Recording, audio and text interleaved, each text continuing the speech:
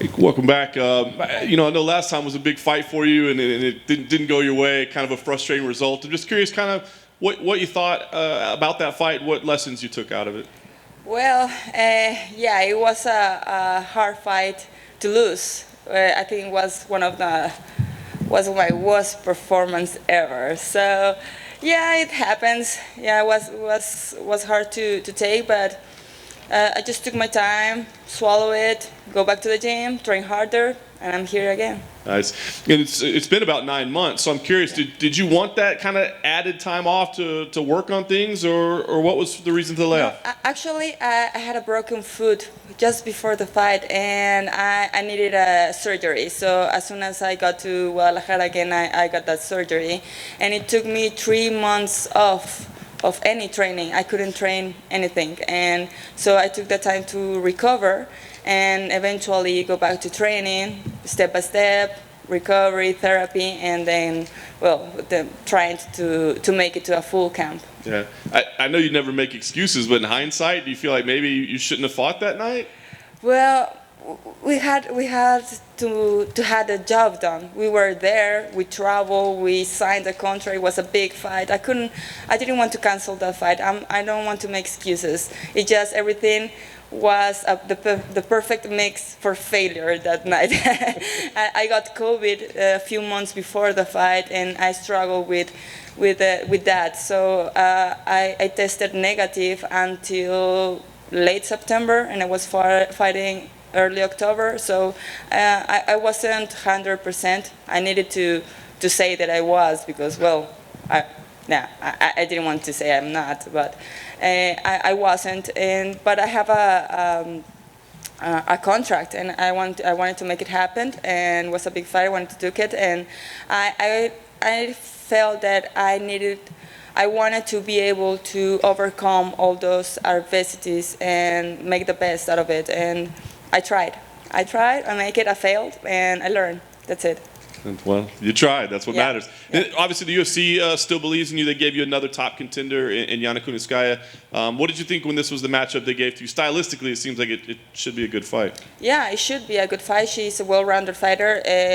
She can make it a hard fight in the cage, in the clinch, in striking. She's a good striker too. She can make it tough in grappling, wrestling. I think she's very well-rounded, and it's gonna be an exciting fight. And I work to be as well-rounded as I can be, and well, yeah, it's a great matchup. Yeah. The last thing for me, I guess, are you still thinking about like rankings and because we were talking about title shots, right? And I don't know that you'd be right back, but you're still right at the top. So are you thinking about rankings and where this puts me in title shot, or is it better to just let that stuff go and not think about it? In this camp in particular, I focus to live day by day. I just focus on each day, step by step. I don't want to think even tomorrow. I don't want to think in the fight. Just living a day by day. I know I'm still there. I'm still in the top contenders. I'm still a hungry fighter for the title. I'm still chasing that title, but I know all the work is going to make it happen in its time. Irene, over here, other side. You had said your last performance was the worst, but you didn't get finished, and you didn't get knocked out. You didn't get submitted. So do you take anything away from that? That even on your worst day, you can still go those 5 rounds against the elite of the division? Yeah, for sure. I think that's the Mexican spirit. You can't kill us. Yeah, you can. I mean, it was my worst performance, but I was there, and I was trying to win that fight. And like you said, I wasn't knocked out, I wasn't finished. I was there, I was fighting, and well, yeah, that's. I think even in the fights that I have lost, I give a good performance, and I give all that I have, all my heart, all my technique. The last breath, I leave it there. So yeah, I think it's a great accomplishment that I didn't got finished in 5 rounds, even though that happened. And then I know you wanted the honor of becoming the first UFC Mexican champion, but Brandon Moreno just became the first one when he beat Davidson. So what was your reaction, and what's the reception down in I Mexico? don't mind. He's the first one. I'm glad. So I'm glad. I lost my voice that night, and I was so excited that he made it. And what a way to have made it. He did a great job, a great fight. He looked awesome. He looked spectacular, and we're proud of him. Irene, to your left. Before Brandon Moreno got his title, though, your teammate Karina Rodriguez got hers in Invictus. So, I mean, how great was that to see? It's awesome. We're getting some belts in the gym. Diego Lopez has his Luke's belt. Alessandro Costa has a Luke's belt. Karina Invicta belt. So we're getting there. We're getting bigger, and well, I'm proud of my team too. And you mentioned Diego. When are we going to see him in the UFC? Like, soon, I think. Right? Dana, I think he's ready. He's ready. The only thing that was stopping him was the visa issue, because he has his visa from Brazil, but he has now his visa. He's here with me, so he's ready. He's just waiting the call. Yeah, exactly. And you were very active before this little break that you were on. So is it kind of nice though, just to refresh? And I know the injury was a part of it, but also just a little refresher. Yeah, it was good. I took the time. I like to be very active. So it was a little frustrating at the beginning, because I wasn't able to do even anything. I couldn't even lift a little weight because the doctor said no. But I took a breath and I said, okay, this is part of the game. This is part of the job. Injuries are part of the job. So I need to recover. I need to be smart in this. And I took advantage of the time. I focus on learning in some other things. I learn a lot of watching and watching the training of my teammates, videos, other parts of MMA, and also I spend more time with my cats. That was a good thing. You had 7 last time. Have you added more? 6. I have 6. Okay. I have 6. Maybe, yeah. There's one that is begging for me to adopt him. Maybe 7. Yeah. And then just during that time, I know you're a gamer. Any games you've been playing lately? Oh yeah, I love video games. This is the camp that I have been playing more video games ever. I think that's the key that I'm going to win this fight, because that keeps my brain fresh and decision making fresh, and I think that's I enjoy it. Now right now I'm playing Sniper. Good luck, Irene. Thank you. Irene over here. You say you have 6 cats. Would you say you are a crazy cat lady? Yeah, definitely crazy, and I love cats. So yeah, I think. Perfect. Secondly, I was wondering, what did you think of them picking Juliana Peña to take on Amanda Nunes next? I think a lot of people thought it should be Holly or Jermaine, and instead they went with someone lower.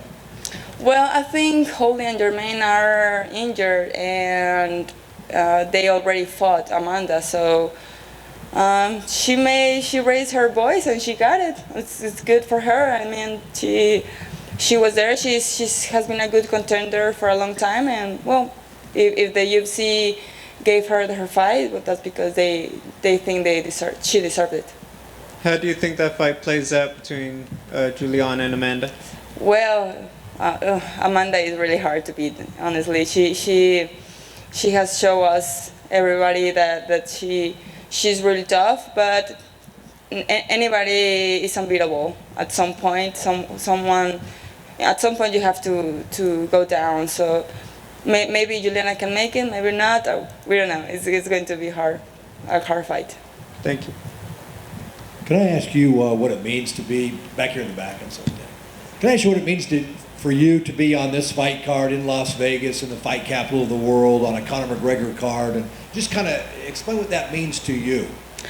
I love to fight in Vegas. I love it. It's like home to me. I have fought in here several fights, and always got a good fight fighting here. Last time was a great experience for me. It was a big card too, and got a win. So I'm trying to repeat that experience in here.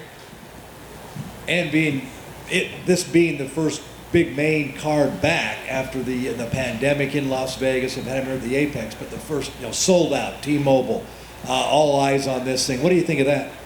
It's awesome. I love to be in the arena again with all those fans, to be in the full arena. I love the experience. I love the energy of the people. I love the cheering, to see the flags, to see the exciting people. It's just a plus for me because, I don't know, I feel the energy and I love it. And to be part of this huge card with these huge athletes like McGregor, like Poirier, it's great for me. I'm really excited, I'm really motivated, I'm really happy to be here. Irene, over here on your left. As a dominant champion, find worthy opponents for Amanda Nunes. What unique challenges would you bring to the table in a matchup against her? What I bring to the table, I think I'm in constant evolution. I think that I always have room to rebuild and to learn and to improve in every area, and I'm obsessed with that. I'm obsessed of learning everything. I will know as a striker, but I love wrestling, I love jiu-jitsu, and always focusing on improve every area, and not just technically, also mentally, physically, and especially that Mexican spirit. I know it's going to bring some trouble. I'm not an easy fighter to win. And last one for me, I just want to get your thoughts and prediction for Saturday's main event. Predictions. This is a hard prediction to make. Well, I think Poirier has all the heart and all the hunger, and McGregor. If we see McGregor again being focused on what he does, maybe he can get the win. Thanks, Irene. Thank you. Ready? Irene, aquí a tu derecha.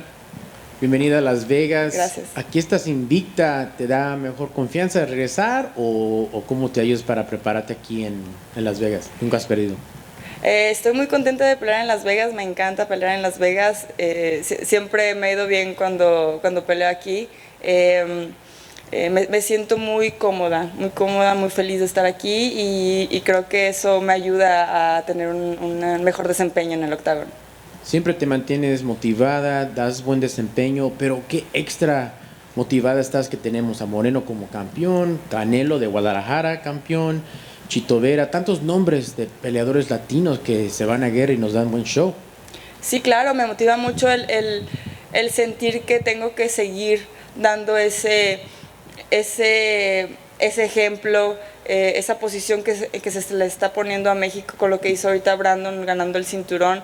Creo que siento que ahora sigo yo en demostrar, ¿no? en traer esa bandera mexicana al octágono más importante del mundo, ¿no? Y bueno, me encanta el ser mexicana, soy muy orgullosa de mi gente, de mi bandera, y traer eso a este octágono me llena de orgullo y creo que es parte de nuestro trabajo el llevar a México a un siguiente nivel en este deporte, hacerlo crecer. De acuerdo, y mi última pregunta, fue una difícil derrota, pero en tus redes sociales nos contaste que aprendiste mucho y te ayudó a mejorarte. ¿Qué le cuentas a la gente que ha sufrido ese tipo de situación y que esperamos ver este sábado de Irene? Sí, claro, siempre va a haber altas y bajas en la vida, no todo va a ser color de rosa, no todo va a ser bonito, no todo se va a presentar a tu favor. Y este tipo de derrotas, por ejemplo, esta fue creo que la derrota más fuerte que he vivido en este momento. Fue una pelea muy importante, creo que mi pelea más importante, una pelea que ya me iba a llevar por el cinturón, una pelea que todo el mundo estaba viendo, tenía los ojos de muchas personas encima y perdí de una manera muy fea, honestamente, ¿no? Perdí delante de muchas personas, pero y a veces pasarte ese tipo de situaciones es un poquito difícil, pero esto te enseña a poder sobrellevar este tipo de adversidades, ¿no? No solo en un deporte, sino en la vida en general, ¿no? Si se te presentan situaciones así en la vida, en otros temas, vas a saber sobrellevarlos, ¿no? El no quedarte ahí, no quedarte estancado, no quedarte a lo mejor desanimado, simplemente hay que pasártelo, aprender y regresar a trabajar más duro. Gracias, buena suerte. Gracias. Thank you, gracias.